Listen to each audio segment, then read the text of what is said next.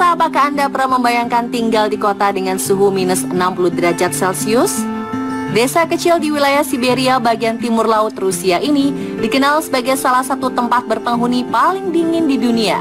Suhu udara di daerah ini sempat mencapai minus 67,7 derajat Celcius yang tercatat pada tanggal 6 Februari 1933. Rekor ini diakui oleh Guinness World Records sebagai suhu terendah yang pernah tercatat di pemukiman manusia.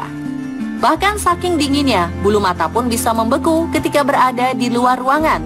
Hewan seperti serigala atau kelinci bahkan kerap ditemukan mati membeku. Secara geografis, Aimikon berada di wilayah Siberia bagian timur laut, dikelilingi oleh pegunungan dan lembah yang dalam sehingga membuat suhu dingin terperangkap seperti di dalam wadah. Selain itu, desa ini juga terletak di daerah yang jarang mendapat sinar matahari, terutama di musim dingin. Meski punya iklim ekstrim, Aimikon tetap menjadi rumah bagi sekitar 500 penduduk yang telah beradaptasi selama beberapa generasi. Sekolah-sekolah tetap berjalan seperti biasa kecuali suhu turun di bawah minus 60 derajat Celcius. Untuk bertahan hidup di tempat yang sangat dingin, penduduk desa Aimikon harus mengkonsumsi makanan yang bergizi dan menghangatkan tubuh. Makanan utama mereka adalah daging rusa, ikan, dan darah kuda beku. Salah satu tantangan terbesar yang dihadapi oleh penduduk desa Aimikon adalah transportasi. Kendaraan yang mereka gunakan harus selalu dalam keadaan menyala agar tidak membeku. Jika mematikan mesin, mereka harus menyalakan api di bawah tangki bensin. Desa ini juga hanya memiliki satu toko, satu kantor pos, satu bank, satu pompa bensin, dan satu bandara kecil. Belum lagi warga desa juga harus berhati-hati dengan binatang liar seperti serigala, beruang, hingga harimau Siberia yang tinggal di sekitar mereka.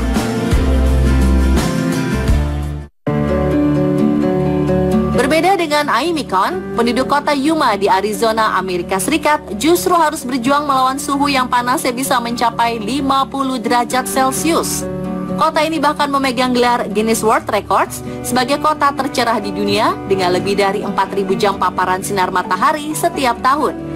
Guinness World Records juga mencatat bahwa kota ini memiliki setidaknya 91% sinar matahari sepanjang tahun. Di musim dingin, Yuma mendapat 11 jam sinar matahari sepanjang hari. Sementara di musim panas, matahari bersinar hingga 13 jam. Dengan suhu musim panas sekitar 45 derajat Celcius dan curah hujan hanya 76 mm per tahun. Yuma menjadi salah satu tempat terpanas dan terkering di dunia yang berpenghuni. Meski kondisi alamnya keras, Yuma justru menjadi pusat pertanian penting karena adanya sistem irigasi dari sungai Colorado. Hal ini memungkinkan pertanian sayur sepanjang tahun terutama selada. Bahkan kota ini dijuluki sebagai Winter Lettuce Capital of the World. Yuma juga menjadi destinasi favorit para pensiunan yang datang mencari kehangatan di musim dingin.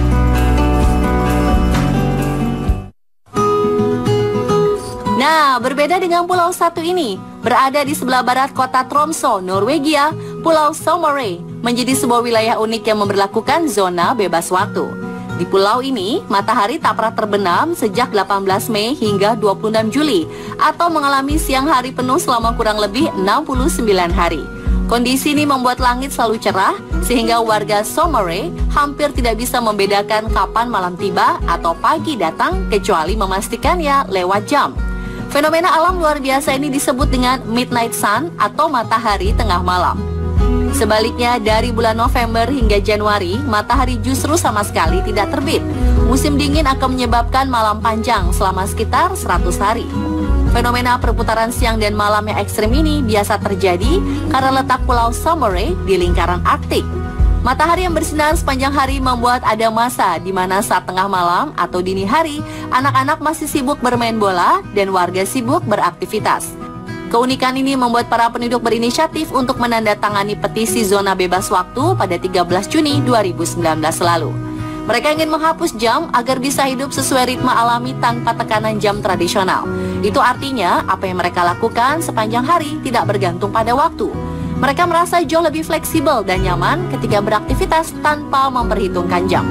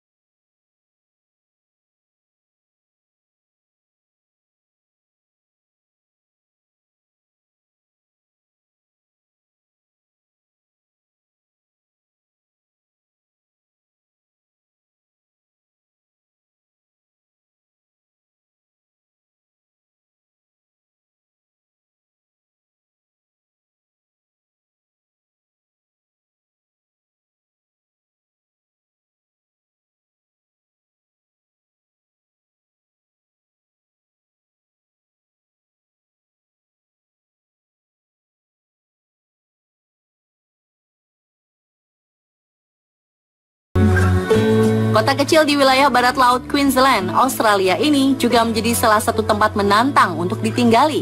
Kota Bird Town memiliki iklim yang sangat panas dan keras. Kota ini sering mencatat suhu tertinggi di Australia, bahkan pernah mencapai lebih dari 49 derajat Celcius. Bagi yang tidak terbiasa, beraktivitas di luar ruangan bisa sangat berisiko. Di lain sisi, musim hujan yang datang antara bulan Desember hingga Maret juga bisa menyebabkan banjir besar. Selain itu, Bird Town juga sangat terpencil dan jauh dari kota besar. Akses kota ini terbatas hanya lewat jalan darat yang terkadang tak bisa dilewatkan saat musim hujan. Tapi meski menantang, Bird Town memiliki sebuah fenomena alam langka bernama Morning Glory. Bertempat di Teluk Carpentaria, Morning Glory merupakan fenomena atmosfer berbentuk gulungan awan yang panjangnya bisa mencapai 1000 km. Awan gulung ini hanya muncul pada kondisi cuaca tertentu dan dapat bergerak dengan kecepatan hingga 60 km per jam. Fenomena Morning Glory biasanya terjadi pada musim semi, khususnya pada bulan September hingga November, ketika kondisi angin dan suhu di wilayah ini sangat mendukung. Pembentukan Morning Glory masih menjadi subjek penelitian yang mendalam, tetapi diperkirakan terjadi akibat kombinasi dari beberapa faktor meteorologis, termasuk interaksi antara angin laut dan daratan, inversi suhu, serta gelombang gravitasi atmosferik. Di Bird Town, fenomena ini menjadi daya tarik tersendiri bagi para penerbang layang dan fotografer dari seluruh dunia untuk menyaksikan dan bahkan surfing di awan ini.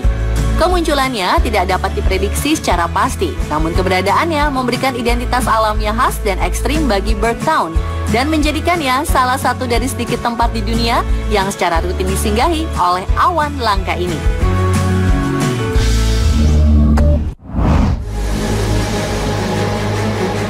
Kawah bekas gunung berapi tentu bukan tempat yang ideal untuk dijadikan pemukiman. Selain medannya ekstrim, wilayah seperti ini biasanya rawan berbagai bencana.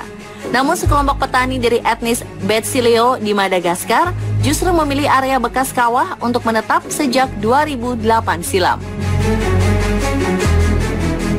Yap, inilah Desa Anosibe Ambohibi. Desa berpopulasi sekitar 300 jiwa yang terletak di tengah-tengah hamparan bekas kawah gunung berapi Ambohibi yang luasnya mencapai 225 km persegi. Desa dengan 50 rumah ini berada tepat di dalam pusat kawah yang memiliki diameter 13 km. Etnis Betsileo awalnya tinggal di distrik Manandriana yang berjarak sekitar 380 km dari tempat mereka saat ini. Namun karena masalah kepadatan penduduk, mereka memutuskan untuk pindah mencari wilayah baru. Bekas kawah gunung Ambohibi akhirnya dipilih karena tanahnya subur dan dikelilingi oleh 4 aliran sungai yang membentuk cincin alami.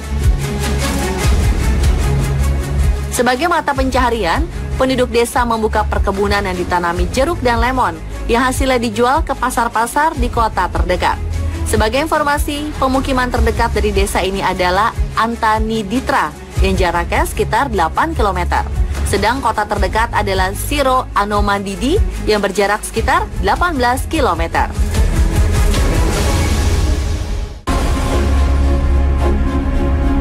Pemukiman di lokasi ekstrim tak cuma ada di Madagaskar, tapi juga di Jepang.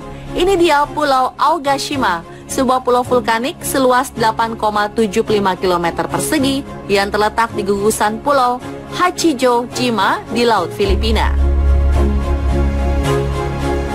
Yang bikin ngeri, meski pulau ini merupakan puncak di gunung berapi yang masih aktif, namun salah satu dari 4 kaldera yang ada